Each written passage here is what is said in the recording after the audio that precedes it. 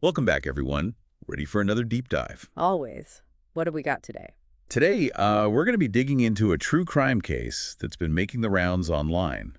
The unsolved murder of Elizabeth Barraza. Oh, this one's got a ton of twists and turns, doesn't it? It really does. And what makes it even more interesting is this whole theory from a commenter named Basula, who believes Elizabeth knew her killer. Fascinating. That really changes how you look at the evidence. It does. But let's back up a bit for anyone not familiar with the case. Elizabeth Barraza, she was only 29 years old, living in Tomball, Texas.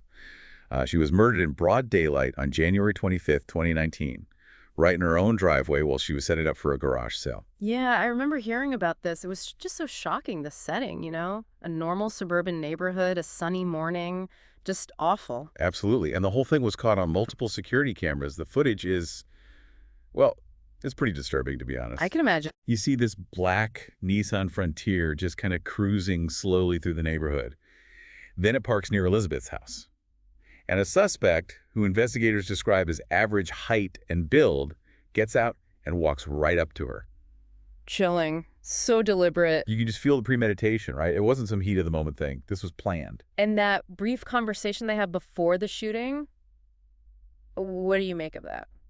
Yeah, it's strange. And unfortunately, the audio isn't clear enough to make out what they're saying. A distraction, maybe? Uh-huh. Or a final threat? Who knows? It just adds to the mystery.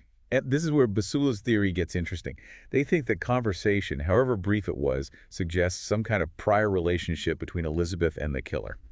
I see. So it wasn't just a random attack. Exactly. And then there's the fact that Elizabeth doesn't seem to react defensively when the suspect approaches. Yeah, I was wondering about that. Well, Basula interprets that as a sign of recognition. Like, she wasn't immediately threatened because she knew this person. That's a really interesting point. It makes you think about how victims might react in these situations. We tend to assume there'd be fear and attempt to get away. But what if there's a level of trust there? Right. It really challenges our assumptions about these kinds of crimes. It makes it all the more unsettling, to be honest. Absolutely. Makes you realize just how complex these situations can be. We have the footage, but it doesn't tell the whole story. It doesn't. So we have this chilling footage, a suspect who's clearly thought this through, and this online theory suggesting a personal connection. But let's talk about the investigation itself. Right, because you've got multiple camera angles, a pretty clear timeline. You'd think this would be an open and shut case. You would. But 5 years later, still no arrests. It shows you, even with all the technology we have now, some cases are just incredibly tough to crack. What, you mentioned technology. What about things like facial recognition, gait analysis? We hear about that being used in investigations all the time. Yeah, but they're not perfect. And in this case, the suspects bundled up. I think they were wearing like a long coat or maybe a robe. Hard to say for sure. It obscures their features. So even with the footage, identifying them is difficult. Very. The footage is grainy, the lighting isn't great, and you can barely see the suspect's face half the time. Almost like the killer knew how to avoid the cameras. It's possible. They certainly seem to have planned this out very carefully. So the footage has been helpful, but not enough to solve the case. Right. And then there's that black Nissan Frontier, another piece of the puzzle. What's the latest with the truck?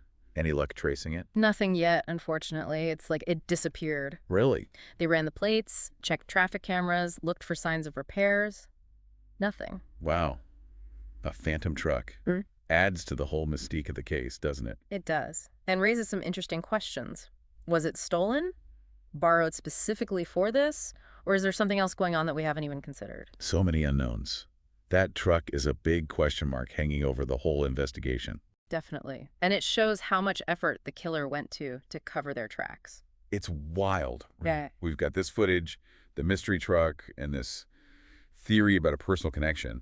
But what's really baffling is there's just no clear motive. You're telling me no robbery, no signs of a struggle, nothing to indicate she had any enemies? Everything points to Elizabeth being well-liked, you know? Yeah. A good person. Active in her community, did a lot of charity work, especially with children's hospitals. It just makes this whole thing even harder to wrap your head around. How do you even begin to narrow down suspects when you don't know why anyone would want her dead in the first place? It's like trying to solve a jigsaw puzzle with no picture to guide you. Just a bunch of pieces and no idea what you're even trying to build. Perfect analogy. And without that why, you've got tons of speculation, both from law enforcement and, of course, everyone online. Well, let's talk about some of those theories. One that comes up a lot, and it's a dark one, is that this was a targeted killing. Yeah, the targeted killing theory. You almost have to start there, even if the motive is a total blank. Could there have been some hidden grudge? A personal vendetta that just never came to light? Like what? I don't know, maybe a jealous rival, a business deal gone wrong, even a stalker fixated on Elizabeth or her husband, Sergio. But wouldn't something like that have come up during the investigation? You'd think someone would have mentioned a threat or something, right? Not necessarily. Think about it. If you've got someone who's seriously disturbed, maybe even dealing with a personality disorder, they can be really good at hiding their true intentions.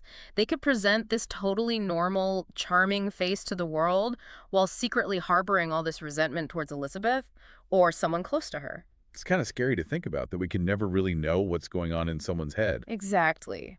Human behavior is a complicated thing. Sometimes the people who seem the most harmless are the ones you really got to watch out for. Okay, so targeted killing is on the table. Disturbing, but can't rule it out. Another one you see a lot in cases like this is just random violence, wrong place, wrong time, maybe someone having a mental breakdown.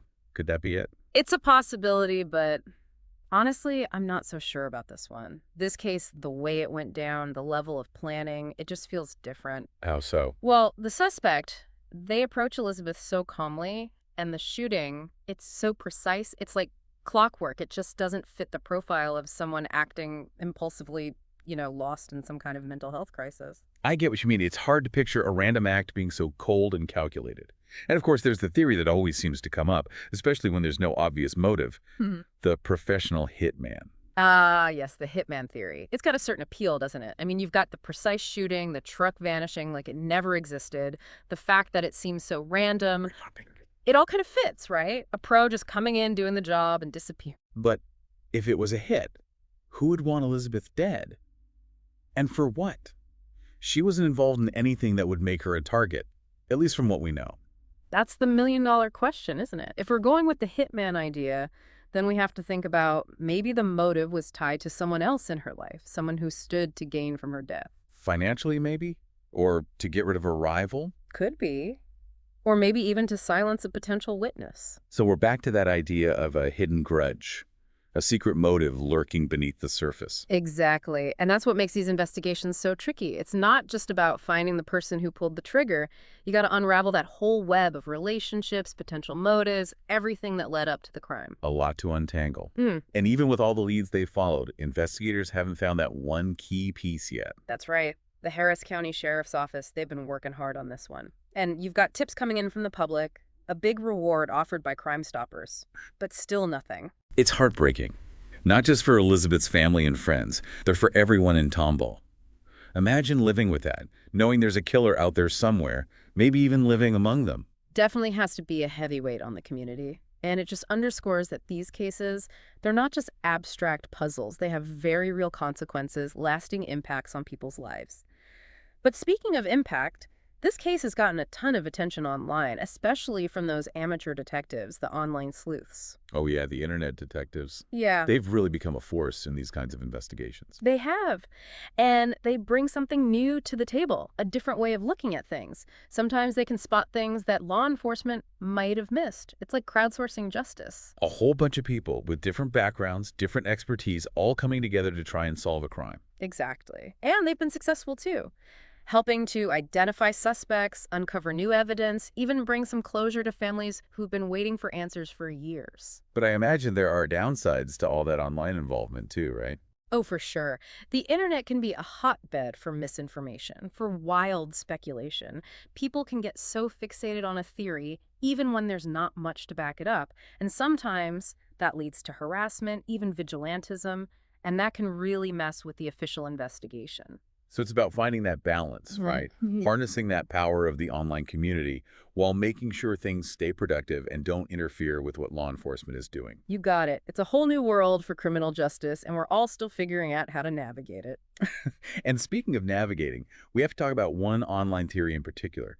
It's from someone with the username Basula, and it's really gotten people talking. So Basula, right, their theory. Yeah. What makes it so different from everything else we've talked about? While everyone else, they zeroed in on the suspect's appearance or the truck, the whole mystery surrounding that. But Basula, they focused on something else entirely. The way the suspect moved, the way Elizabeth reacted or didn't react to them approaching, that brief conversation, all the little details of how they interacted. Like reading between the lines of the footage. Exactly.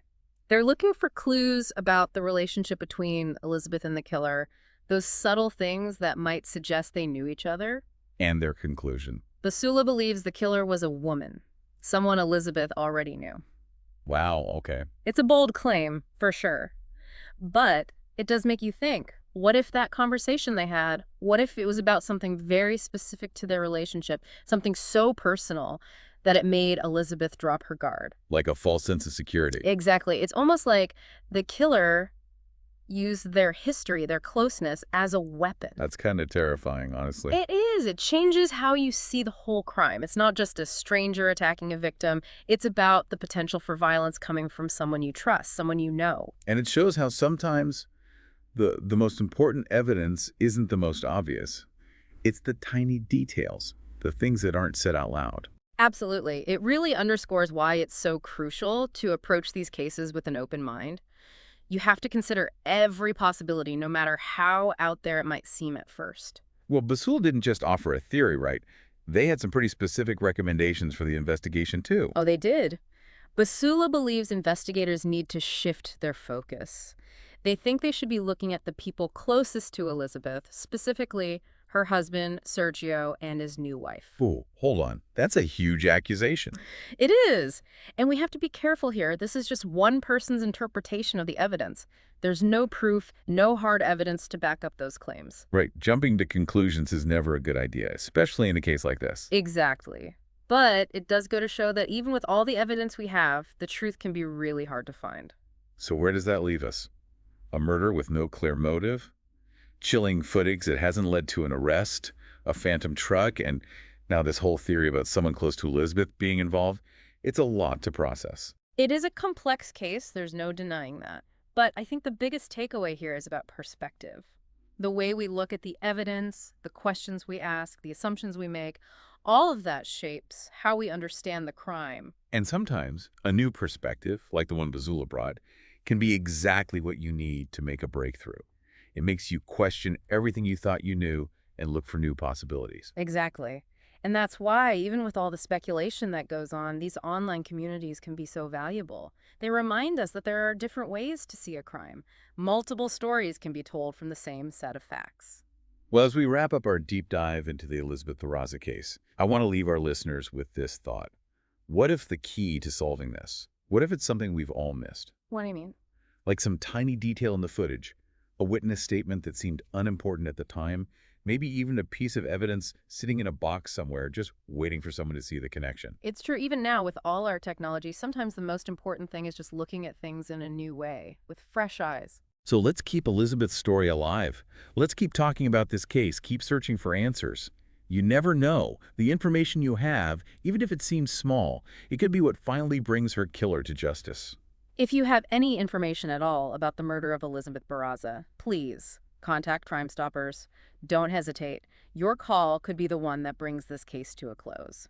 That's it for this deep dive. Until next time, stay curious, stay vigilant, and remember, every detail counts.